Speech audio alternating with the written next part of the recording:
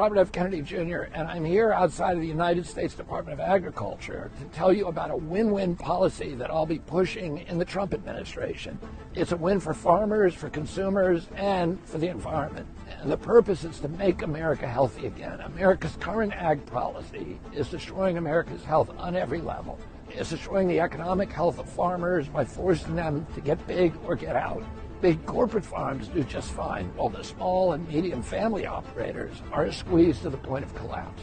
It also destroys the health of America's soil and water by tilting the playing field in favor of more chemicals, more herbicides, more insecticides, more concentrated monocrops and feedlots.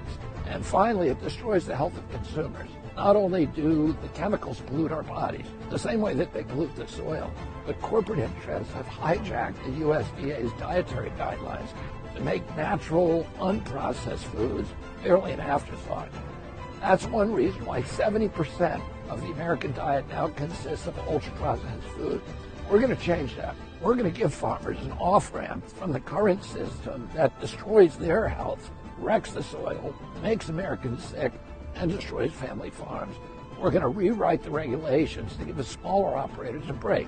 We're going to encourage sustainable regenerative farming that can build soil and replenish aquifers. We're going to ban the worst agricultural chemicals that are already prohibited in other countries. And we're going to remove conflicts of interest from the USDA dietary panels and commissions. I've seen some of what America's most innovative regenerative farmers are doing today. They can literally green deserts. They rebuild depleted soils. Wells that had been dry for 30 years start flowing again.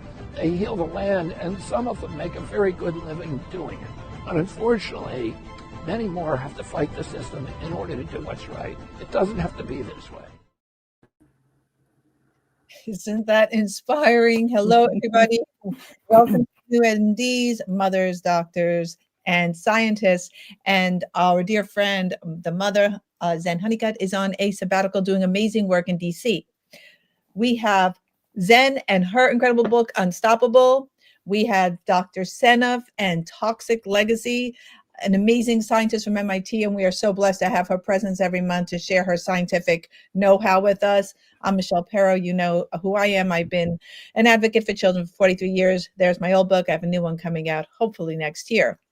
But today, I am so thrilled to say we have a special show and a special friend.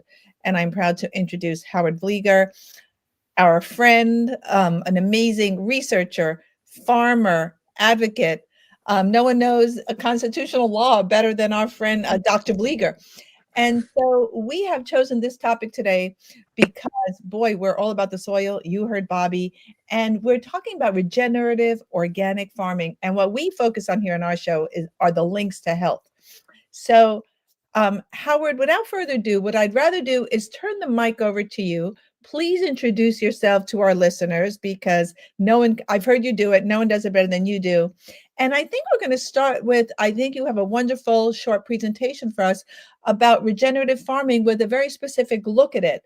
And then we're going to get into some deep conversation, not in the weeds. We're going to go into the plants. So Howard, we're going to turn the mic over to you. Let's hear a little bit about you. Well, thank you very much for this opportunity. It's certainly an honor and a privilege to be in the presence of two of my mentors and heroes in the health movement in a major way. I've been blessed to know and work with both Michelle and Stephanie, both of you, for a lot of years, and I continue to learn from you on an ongoing basis. I'm privileged to live on the family farm in Northwest Iowa, where I was born and raised. In 1989, I became a student of the soil. I have no problem admitting the more I know I don't know. In 89, we switched to what was known as alternative farming methods. Today it's known as regenerative. Because of the success I had, I started sharing information with others in 1992. Looking back, I say that's when I started working as a crop and livestock nutrition advisor. I've been blessed to work with family farms all across the U.S. and Canada. In 1994, I started studying GMOs because of the promises that they were being advertised about.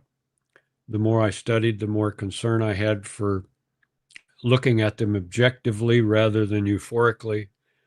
I started doing on-farm research on them in 1997. Going forward, then we witnessed the ill health of livestock as they moved into the feed supply. As I accumulated that data, which I was calling circumstantial and coincidental, Dr. Elaine Ingham told me, "No, Howard, that's anecdotal. Now do a study." So I was privileged to connect with Dr. Judy Carmen in Australia, and we did the first of its kind in the world lifetime feeding study of non-GMO corn and soy and GMO corn and soy, 2 pigs for their lifetime as a meat animal. And the results documented what we were seeing anecdotally. The work that I've been blessed to continue with on the front lines, you might say, working with PhD researchers and veterinarians and integrative health practitioners, it's a never-ending learning curve. And I'm thankful to know and work with such an amazing group of people.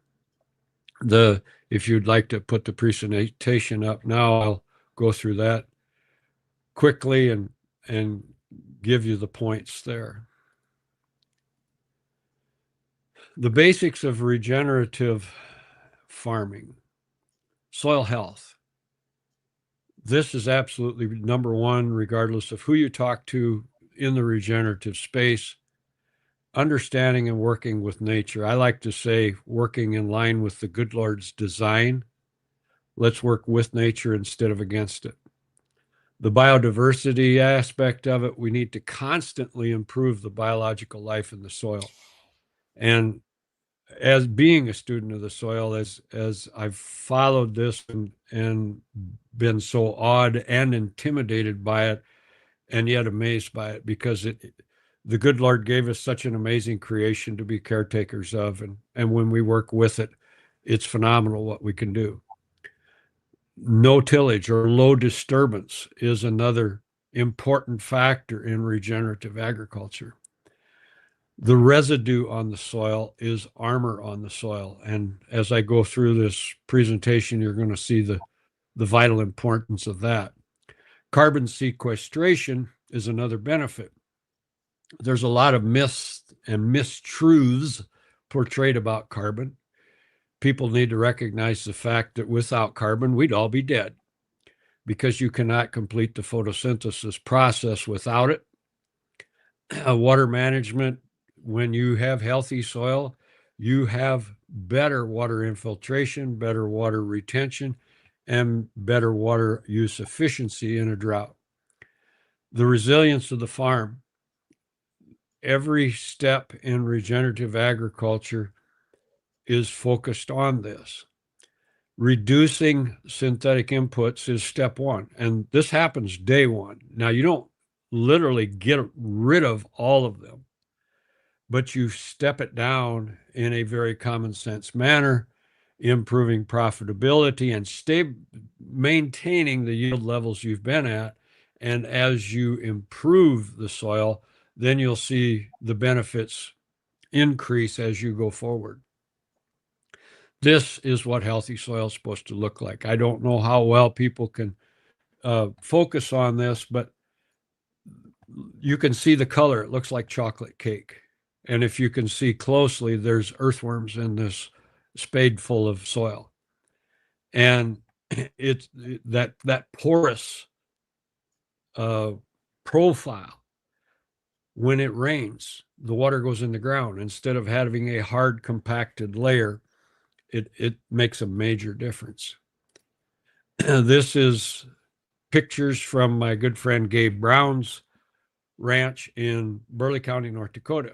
July 15 of 2009, they had a significant rain event. In this picture, you can see there's water running out of the neighbor's field onto his. This is what the neighbor's field looked like after the storm had passed. This is what Gabe's field looks like, and a cornfield on one side of the road versus the other. 13.6 inches of rain in 22 hours. And Jay Fear, the NRCS director of Burleigh County, North Dakota, came out to Gabe's farm after that rain. They drove out into Gabe's field with a two-wheel drive pickup and never spun a wheel. And the reason for that is the increased organic matter, the tilth of the soil, the aggregation, the health of the soil, the water all soaked in. It didn't pond and run off and cause erosion. So rainfall infiltration is something that we did with the NRCS last summer in Sioux County, Iowa, where I live. And this shows there were comparisons done with a regenerative farm and a traditional farm across the fence, and another regenerative farm and a traditional farm across the fence.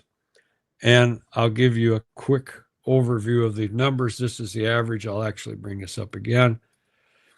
But when we do this, you take a 6-inch pipe and drive it in the ground in the row and between the row. In the row, meaning the row of the corn crop in this instance. You drive it in the ground 3 inches so that the water has to go straight down. You put a measured amount of water in there and you time how long it takes to soak in. In our regenerative field, it took 21 seconds for the first inch of rain to completely soak in. That equates to 16 inches of rainfall per hour for the first inch. We did it across the fence. We infiltrated 3 inches in our field. We couldn't get 2 inches to go in the ground over a 2-hour time period across the fence in the traditionally farmed field. But again, and I won't go through all these numbers, but I'll give you the summary and the point of why I'm bringing this up.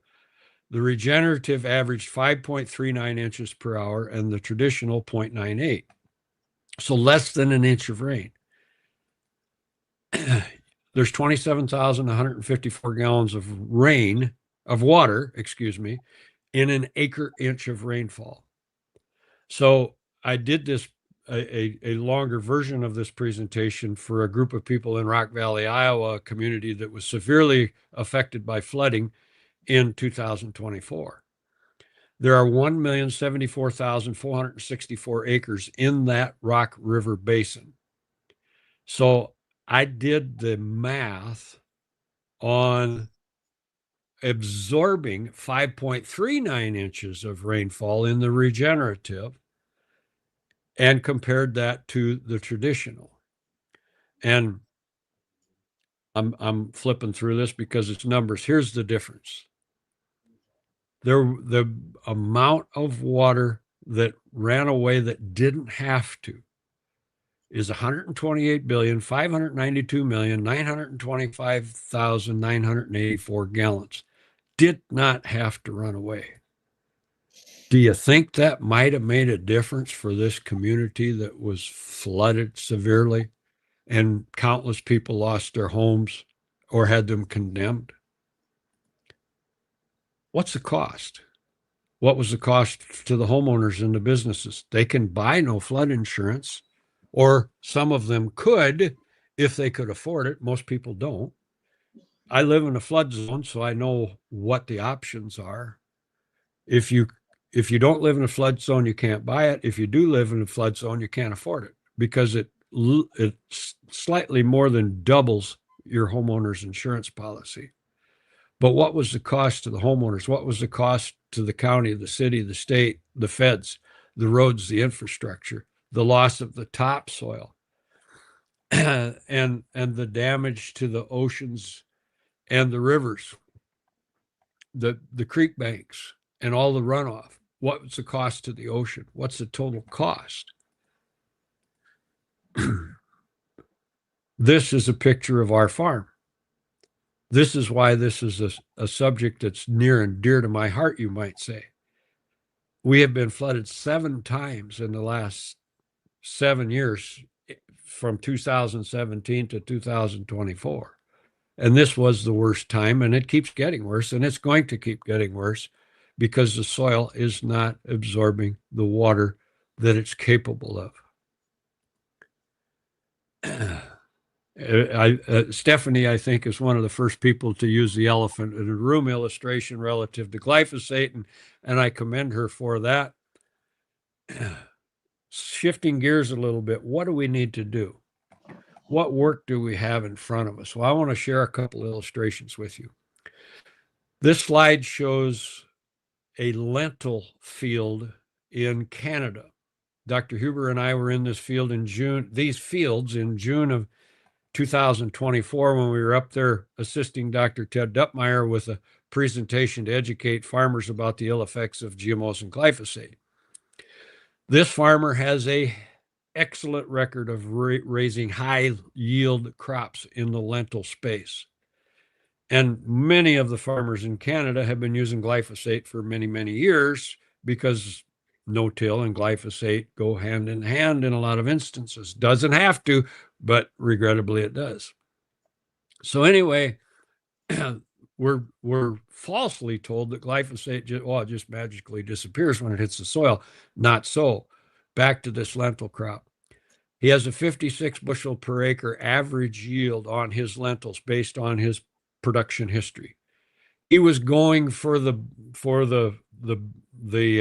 prize in the county this year, and he was doing everything. This was the 2023 crop, putting on all the fertilizer, doing the tissue test, everything you can think of, the top-notch management. He wanted a 70 bushel crop. Well, the last tissue test they did showed that he needed 2 micronutrients and some phosphorus. So they applied available forms of the micronutrients along with a polyphosphate. They sprayed this nutrition formulation on this lentil crop. 3 days later, they started turning color. In 10 days, they were dead as a stone.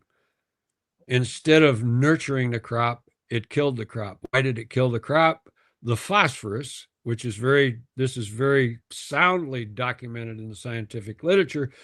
The phosphorus translocated to the soil, stimulated a release of the glyphosate residue in the clay particle of the soil. The lentil crop took it up and died. They made 7 bushels to the acre instead of 70.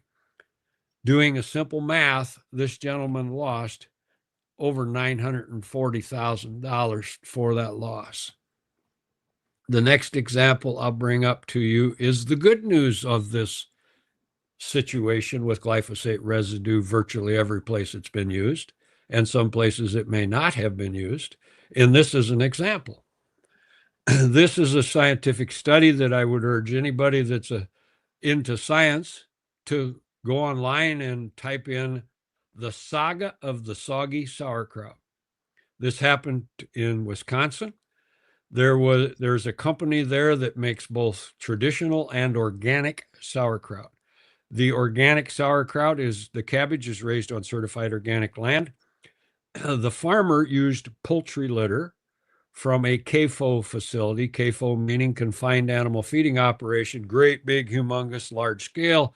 For those who are not familiar with it, he used poultry manure or litter from a CAFO facility to fertilize his certified organic land. USDA, by the way, in their infinite stupidity or wisdom, however you look at it, approved the use of CAFO manure on certified organic land back in 2000 when they first got involved in the organic rules and regulations business. But guess what? Animals in a CAFO facility eat grain that's been sprayed with glyphosate and raised in a glyphosate environment. So it has glyphosate residue, glyphosate and AMPA residue in that grain. This passes directly through the animal, whatever doesn't bioaccumulate, and ends up in the manure, and the manure goes on the land. So we have a revolving circle of the presence of glyphosate. The company that lost $1 million worth of sauerkraut spent a lot of money trying to figure this out before they connected with Dr. Huber and Dr. McNeil. They did the due diligence. They showed the presence of the glyphosate residue in the poultry litter. They showed the micronutrients and macronutrients that were tied up. They'd affected the quality of the cabbage, which the sauerkraut came out looking like applesauce instead of sauerkraut. So they threw away $1 million worth. Thankfully, Dr. Huber and others worked on developing a live biological cocktail. It's a mixture of 7 naturally occurring organisms. They did a study at the university in Wisconsin applying this cocktail mixture. It's known as paleo. They put the paleo product on one strip of corn, they put the paleo product with 15 gallons of sauerkraut juice on the next strip. They had the sauerkraut juice by itself on the next strip, and they had the control, and this was a replicated trial. And this was a Roundup Ready corn crop at the same time, which you kind of had to scratch your head at the wisdom of that, but we won't go down that road at this point in time. So they raised this Roundup Ready corn crop and treated the soil with these biological mixtures to see if we could get rid of the glyphosate residue. Good news, they did. 80% reduction in 6 months' time.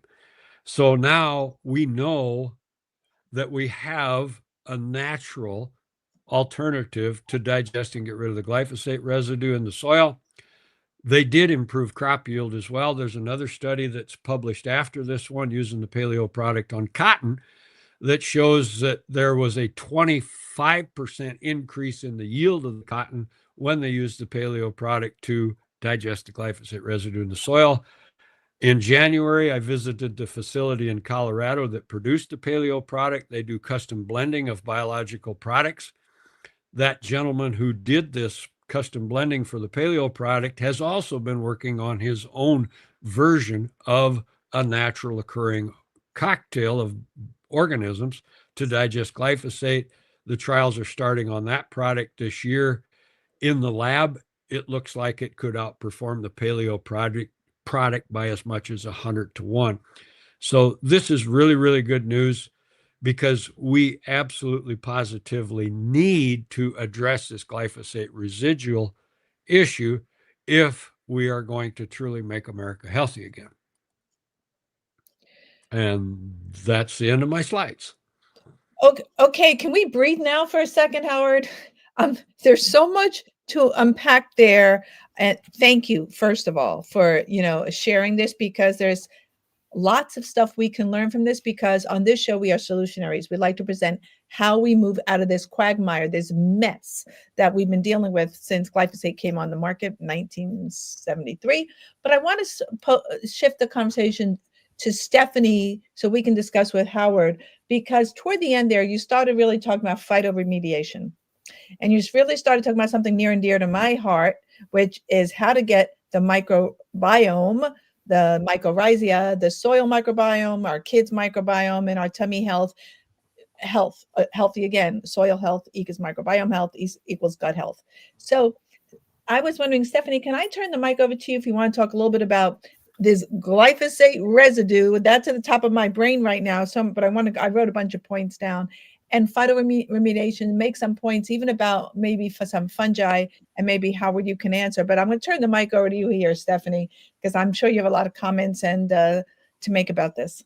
Thank you. Yeah, great talk. I really appreciate it. It's really ironic that the sauerkraut juice that's produced from the sauerkraut that's inedible can actually be used to fix the problem. It's very circular in the other direction, to actually fix the problem by using the sauerkraut juice to get rid of the glyphosate. It's very twisted in a way, But anyway, yeah, my book has a chapter in which we talk about the soil. I talk about the soil and the ability to. What's interesting is that the microbes that cause disease are the ones that metabolize glyphosate in many cases. We have a lot of issues with fungus infection, both in the crops as well as in the humans. We have candida overgrowth in the human gut. And we have something, there was an article that I had mentioned in my book that was on Aspergillus oryzae, Oryzae, oryzae. I don't know how to pronounce that.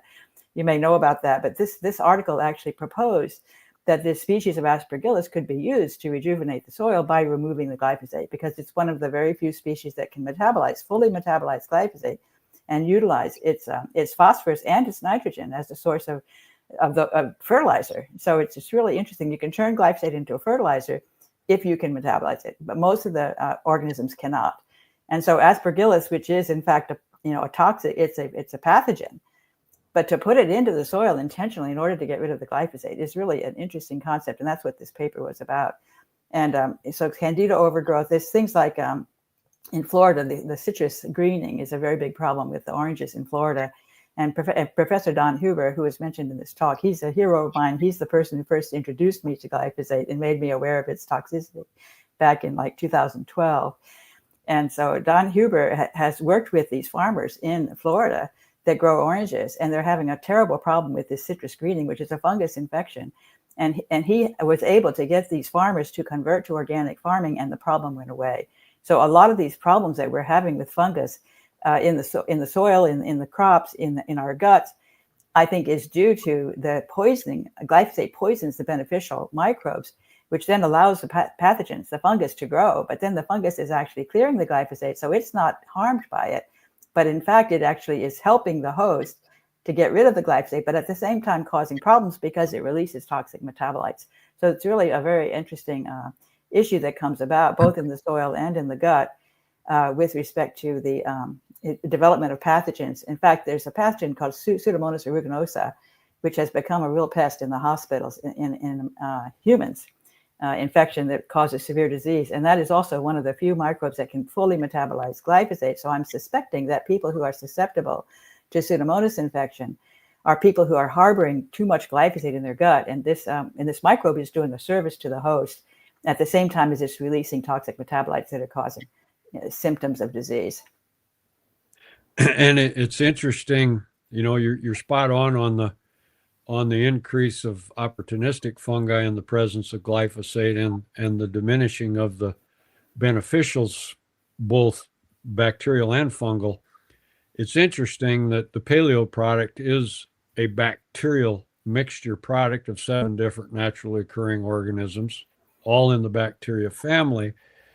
The breakdown is complete.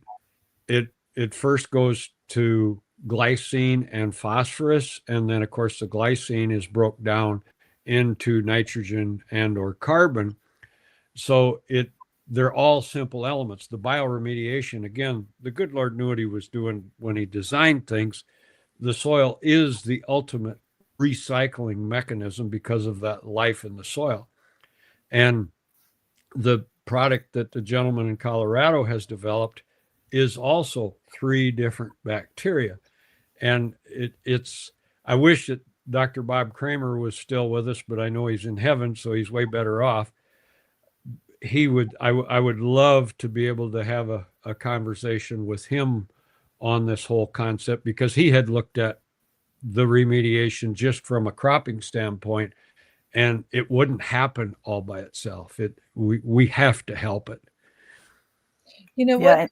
I would bring in a clinical point here as well, because what's happening in the soil is the same thing that's happened to the gut. And what we try to do here in the show is tie in the clinical, ramifications of what we're doing. And what we've seen in children who are exposed to glyphosate every single day of their lives. And as Zen Honeycutt pointed out, and moms across America, 93% of school lunches in America all have glyphosate. So our kids are eating it every day right at school.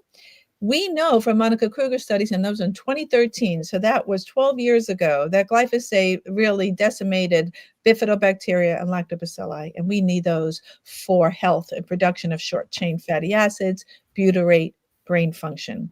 What we also know is from Monica's work and Dr. Ackerman and others is that glyphosate promotes the propagation of certain bad strains of Clostridia. Not all are bad. There are at least 10. And who has high levels of Clostridia are kids on the spectrum with autistic spectrum disorder, now facing 1 in 22 kids here in the great state of California, 1 in 36 across the US. We also know that it promoted salmonella. And, of course, I have to wonder about our poor chickens, who are now being affected by another lab leak, but we can put that on a side for a second. But our kids are having their microbes diminish. Remember, these microbes make vitamins. They make a lot of the B vitamins that our kids need, and our kids are deficient. We can pop up a slide that I just want to maybe end backstage regarding nutrition and mental health. We're going to be talking about this next month. But we know that this is a great thing about, we know when our kids don't have these nutrients, which are affected by the soil, then what happens, it impacts every part of their health. And this is upcoming next month, folks. But I don't want to get so much into that. Our kids are overweight and nutrient deficient. It's called quantitative malnutrition. It's a real problem. So you can see how we're bridging the science to the farm, to the clinic, to the family. This It's not a triad. It's a quad. We're a quad. This is what real medicine looks like. So I was wondering if anybody has any comments on that, Howard and Stephanie, before we go on to the next topic, which I really want to talk about Bayer. But before we move on to Bayer and we pivot, any comments about that? And that I wanted to mention the earthworms because that's another thing I brought up in my book. And there was a study that looked at these earthworms that were supposed to go to the surface to eat the debris of the crops. And they studied with and without glyphosate exposure in a controlled environment. And they were quite surprised because they thought the glyphosate would actually make more earthworms come to the top of the debris that's gathering the top of the soil, come up and go down. They have to move across, back and forth, up and down. And they thought more would do it with the glyphosate because the glyphosate would provide more materials because the plant would die and there'd be more material for the earthworm to eat. And what they found was the ones that were exposed to glyphosate basically got paralyzed and couldn't make it to the top. And so they got the opposite result of what they expected, and they were very surprised. So it's been shown that glyphosate causes a Parkinsonian-like symptom in earthworms. And when you think of the importance of earthworms for aerating the soil and for recycling metabolizing the debris of the plant as it dies, earthworms play an essential role. And I'm sure Howard could comment on the role of earthworms because they're very, very important in a healthy soil. And they're being killed off by the glyphosate. They're being paralyzed. And you're spot on, Stephanie. And as you well know, and Michelle also, the double whammy from glyphosate, very broad spectrum chelator. Well, okay, it's tying up the cobalt, so there's no cobalamin produced. When there's no cobalamin produced, we don't get any of the B12. This has caused paralysis in pigs in Canada that were eating grain that was pre-harvest desiccated with glyphosate, and they get to about 180 to 200 pounds, and they're paralyzed and they go down, and then they're now no good for meat when they've gone almost to the end of their life. And the glyphosate makes so many minerals biounavailable and causes that tie-up, but then the antimicrobial effects. The earthworm is the ultimate digester. There's no opportunistic organism that can get through their gizzard and survive, but you've got to give them an environment where they can and will thrive. And in regenerative farming, that's the first thing you see happen. I can remember helping my son roll up hot wire in the spring where we had put a fence around the baleage that we had made to feed the cows during the winter when there was not anything for them to graze. I'm holding the wire, walking and holding the wire while he's over there running it with the tractor. Every footprint, I have 4 to 5 earthworm holes under every footprint. We go up the hill and we have another wire to roll up. Again, I'm holding the wire with the pliers. As I'm walking, I'm pulling out the T-post with one hand while I'm walking, and every T-post that comes out has healthy soil and earthworms hanging on the bottom of the post, and the post was in the ground that far. You don't do that in traditionally farmed soil because the soil is too tight. And an earthworm makes their own weight in new soil every day of the year that they're active. What they eat comes out 5 times higher in nitrogen, 7 times higher in phosphorus, 11 times higher in potassium.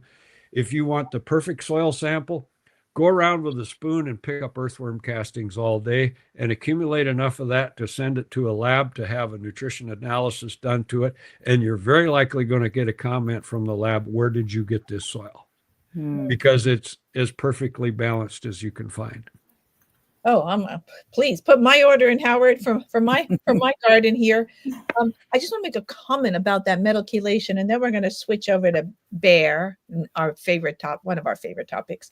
But remember, this glyphosate is a metal chelator. It loves all the minerals: magnesium, zinc, cobalt, manganese, one of its favorite. Stephanie knows more about manganese than anyone, and lactobacilli love manganese. But there are at least 7 different minerals that glyphosate will remove that you need for vitamin D metabolism.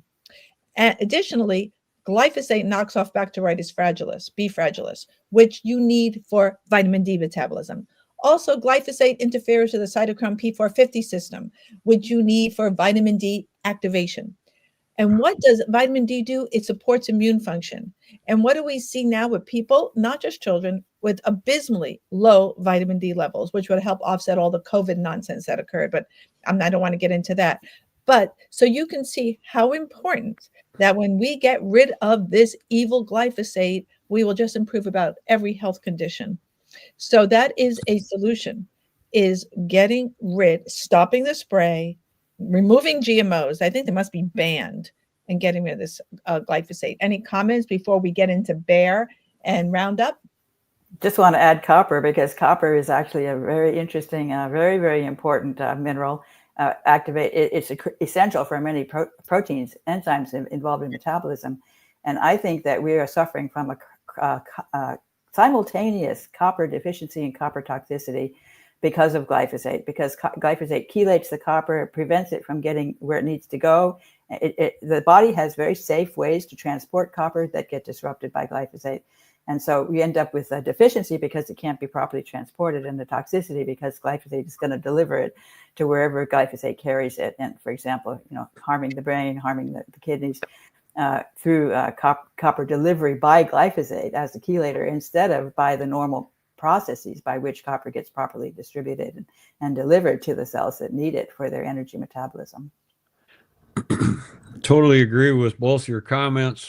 My thought is relative to the transition to heal the land, heal the crops, heal the animals, heal the people. We need to have a well-coordinated plan because the addiction is strong.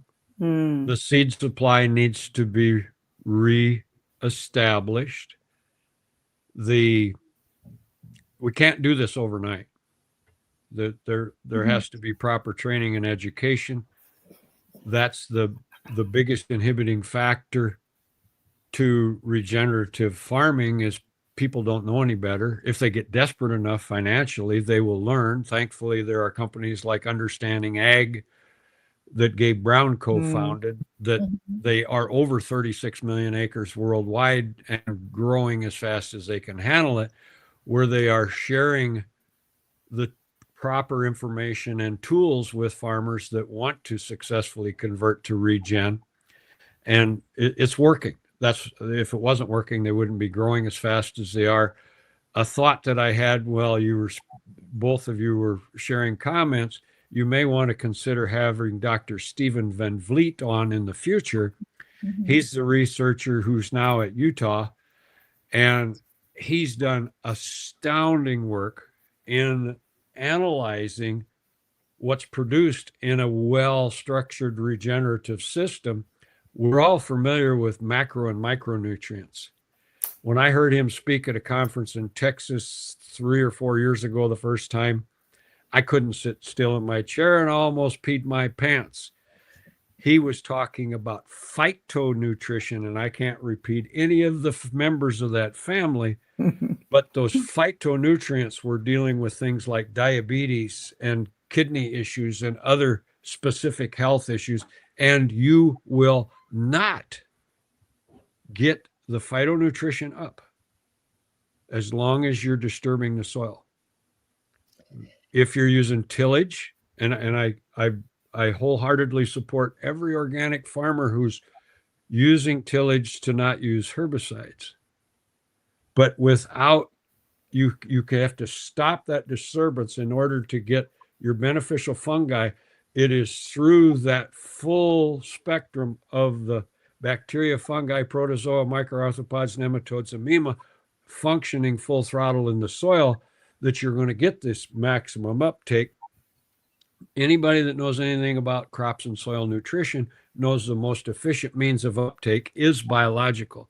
The elements have to be there, but you can't take them up if they're just in a raw form. And the full biological diversity functioning like Dr. Elaine Ingham has explained it so aptly in the Soil Food Web, that's how we get that phytonutrition.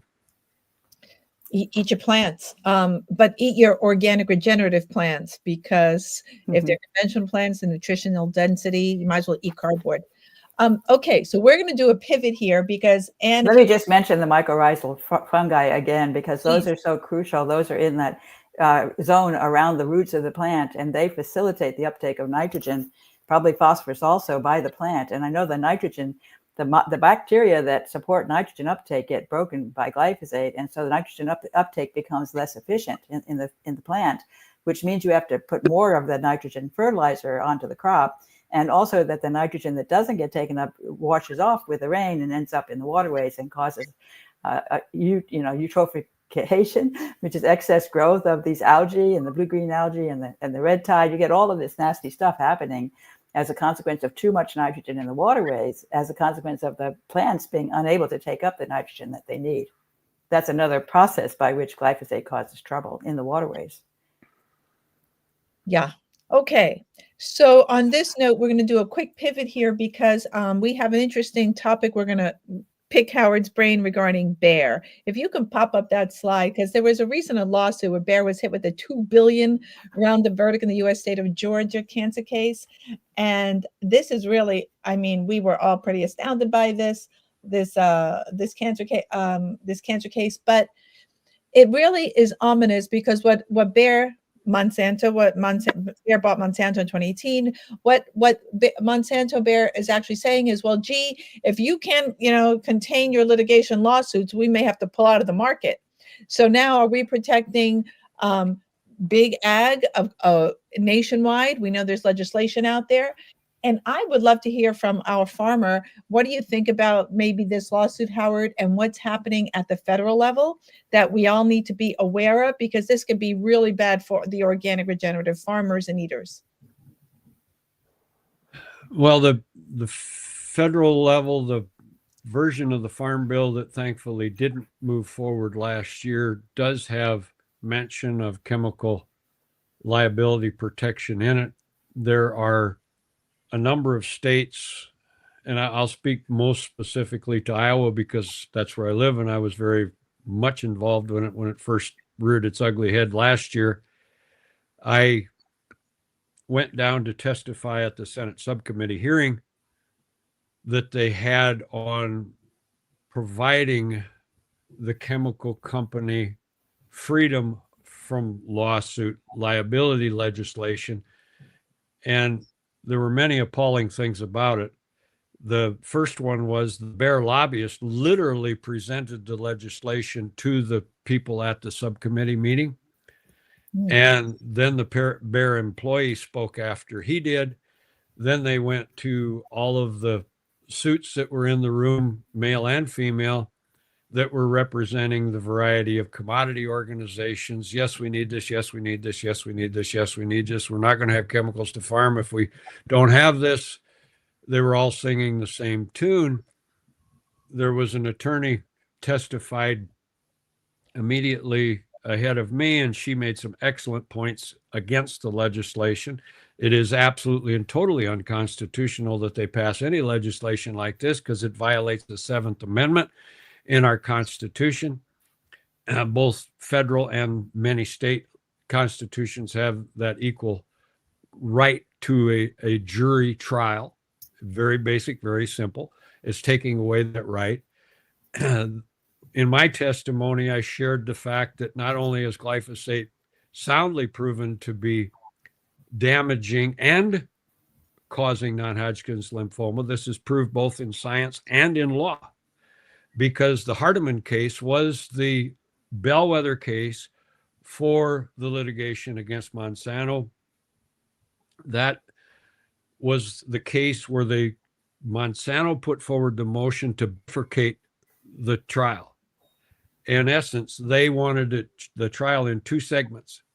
They said, first, there has to be science to prove that there is a connection between non-Hodgkin's lymphoma and glyphosate. The judge granted their motion. The judge favored Monsanto every step of the way in the first half of that trial. And when he gave the case to the jury, even though he had been favoring Monsanto, he said something to the effect of he'd never seen a company that was so uncaring about the effects that their product has on the environment or people. In the second half of the trial, and backing up, the first half of the trial, jury ruled unanimously there was enough science to say, yes, glyphosate causes non-Hodgkin's lymphoma. The second half of the trial, they bring in all of the nefarious things that Monsanto is guilty of, and their own internal emails prove this. And this has been demonstrated by the successful legal teams who have sued them, that Monsanto's own internal emails from company employees show they colluded with EPA employees to hide the truth about glyphosate. And that's why the verdicts have been so tremendous in a high amount, is because it's such a blatant ill regard for the well-being of anyone who could be affected by this. After everybody had gone around the room in Des Moines, the chairman of the committee goes right back to the Bayer lobbyist, and he said, well, the next thing you know, somebody's going to try and blame the obesity levels in our country on glyphosate. I immediately spoke up. I'd like to address that gentleman's comment. And the chairman of the subcommittee looked at me and said, wait your turn. And I struck a nerve there. The gentleman finished his flippant comments, and I said, that gentleman doesn't know how prophetic he is. I said, it's very well documented that glyphosate has a very adverse effect on the beneficial organisms in the soil and in the digestive tract of mammals, specifically the lactobacillus, the Enterococcus faecalis, and the bifidobacteria are almost eliminated with glyphosate. And I says, if you look at the science, you're going to see that both obesity and diabetes are going to be prevalent where those microorganisms are absent from the digestive tract of the human.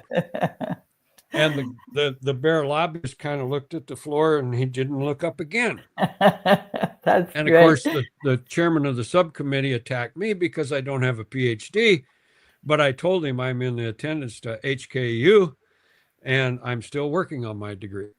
That's I don't know. That's a fantastic story. You have to explain what university that is, because I think a lot of our listeners also attended that university. I also got a degree there. I'm going to Hard Knocks University, and my specific area of focus is applying common sense and critical thinking skills to all issues and problems. And I'm thankful the good Lord has given me the ability to see what you look at. Okay. Bravo. Any comment about that before we do one more little pivot? Because I just want to say that I think Georgia, I'm pretty sure Georgia is not only one of the states that's considering passing these laws that will protect glyphosate from any lawsuits, but they're also one of the leaders. I think they're about to pass their stuff, according to Zen Honeycutt. Now, you'd have to check that because I'm not sure I've got that right, but I believe Georgia is really in the hot seat right now, close to getting past all the steps to make this law. And they may be the first state that's going to make it law, because there's a whole bunch of bills being considered in over 20 states, I think, right now.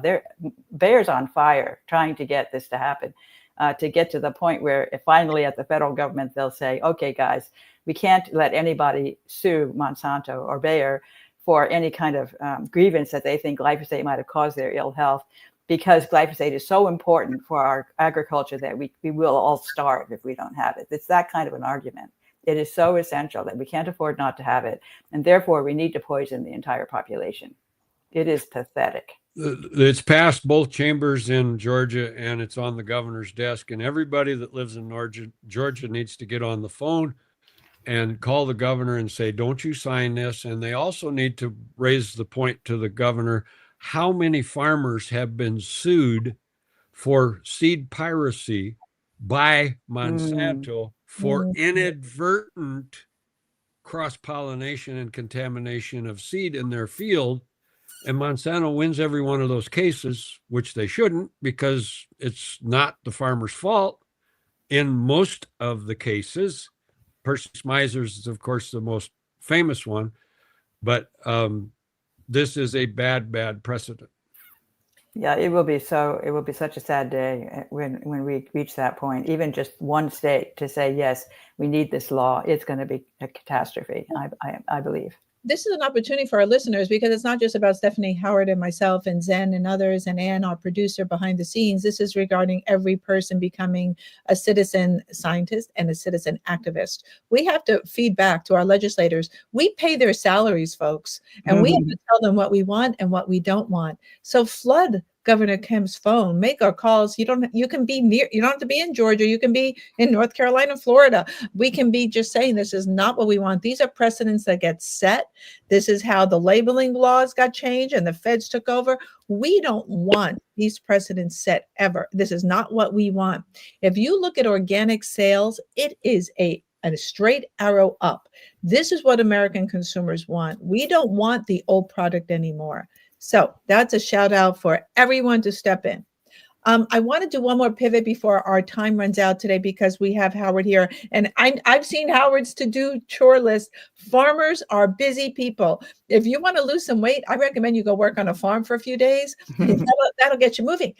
But there was an article that came across the desk we had to bring it to our listeners regarding high-yield non-GMO rice emits 70% less methane.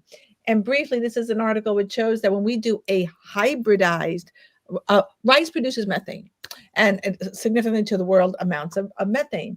But when you hybridize, not genetically engineer, hybridize a rice plant, I think it's called a Haijing variety or something like that, it produces 70% less methane.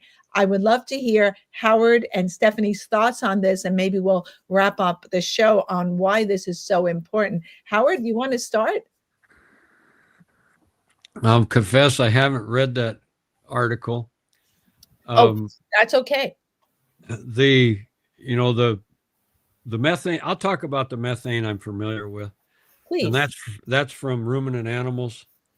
They're coming out with these ridiculous ideas that cows are causing the problems in our environment. And all you need to do is know a little bit of history. Ruminant animals / bison / elk / deer / sheep / goats. There were millions of them on the plains before farming started in our country. And there were way more ruminant animals then than there are today. It's the industrial farming practices that are causing damage. The tillage, the synthetic chemical and fertilizer use, that's what's causing the damage and drastic reduction of the beneficial properties in the soil that are causing the quote unquote climate issues. When you till the soil, you release the carbon and it goes into the atmosphere. The carbon belongs in the soil, but at the same time, we have to have carbon in the atmosphere, because if we don't, this can all be in balance if we just start to work with the soil and the way the good Lord designed it. And the methane is not a bad thing. It's used in a very positive way, even in plant production. And we don't have time to delve into that deep, but again,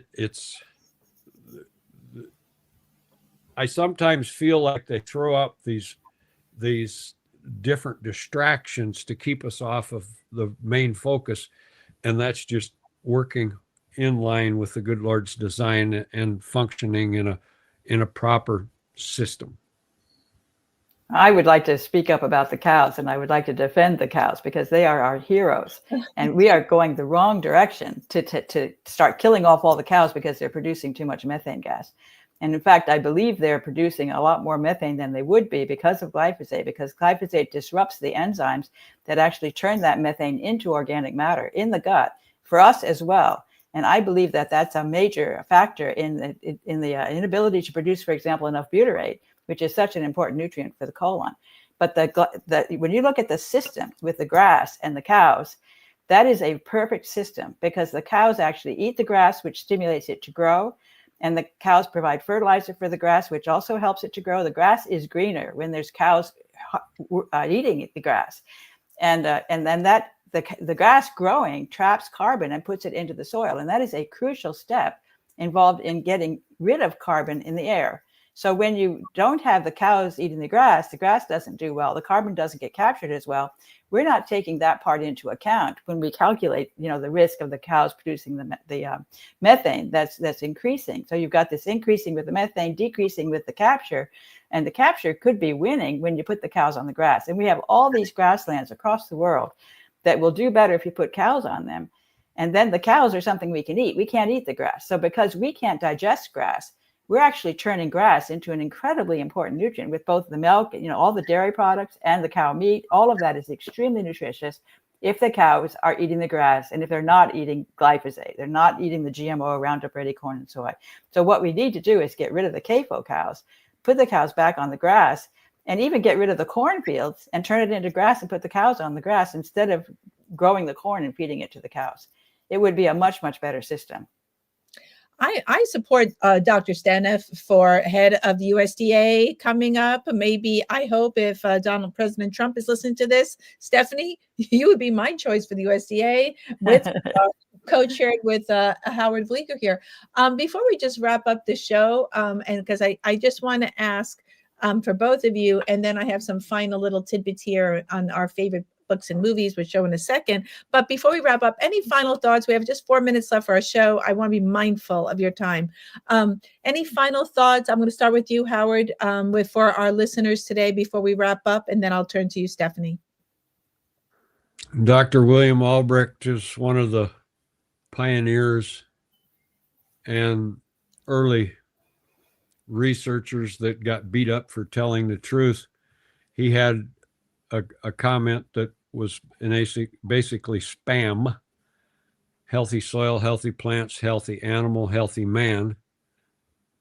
It all begins with the soil, which, Dr. Pero, you have been absolutely phenomenal in the integrative pediatric arena forever at telling people the truth. And without a good microbiome in the soil, we're not going to have a good microbiome in any of the mammals, including the two-legged ones. So the good news is we can do this.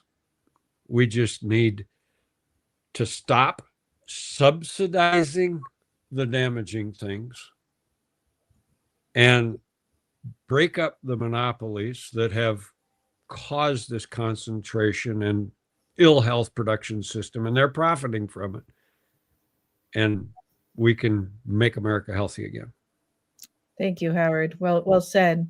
Stephanie, any little final words before we wrap up? Well, we're all rooting for RFK Jr. to put his what is it called? Put his something where his mouth is. Do what he said he would do. I've forgotten that quote I'm trying to come up with, but that's all right. Do what he said he would do as far as fixing his money. Put his money where his mouth is. Thank you so much. A little senior moment there. Yes, to actually shift the agricultural arena such that we increase the number of organic farms, decrease the number of these CAFO farms for the cows, put the cows on the grass. There's so many things we can do that will turn our health around. And so all disease begins in the gut, and the gut is in trouble, and that's because of the glyphosate. So we need to get rid of it.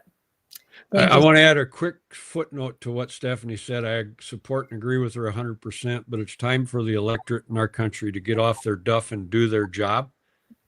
If the electorate, and there's a lot more consumers in this country than there are producers, if the electorate will stand up and say, we are going to have our elected representation represent the citizens and not these handful of entities that are profiting from this ill health, the electorate has to get off their duff and do their job.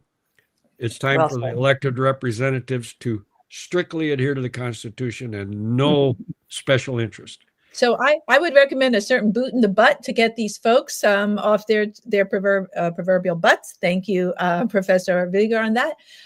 So I want to wrap up today's show. I want to thank both of you. And if you could put up my favorite books and movies, Gosh, this is some of my stuff. I just love this little array here. Please dig in. Every pun intended on soil. And then the next slide is, I just want to give you a little sneak preview of, it's hard to beat Howard Vlieger as our guest, but we have the amazing Dr. Sabine Hazan next month. And we'll announce that as we get closer. And we're going to really dissect the microbiome. That is probably my favorite topic in the whole world right now, other than what we've been talking about today. So again, listeners, please share. You can find, there's something I'm going to do a shameless promotion for GMO Science. We promote this show, I have something up there called Mocha, Make Our Children Healthy Again. Bobby, if you're listening right now, make Mocha a subset of Maha. Our kids need your help. We're doing the best we can here, but we need a little legislative assistance to make real change. So thank you everyone for joining us, and see you next month.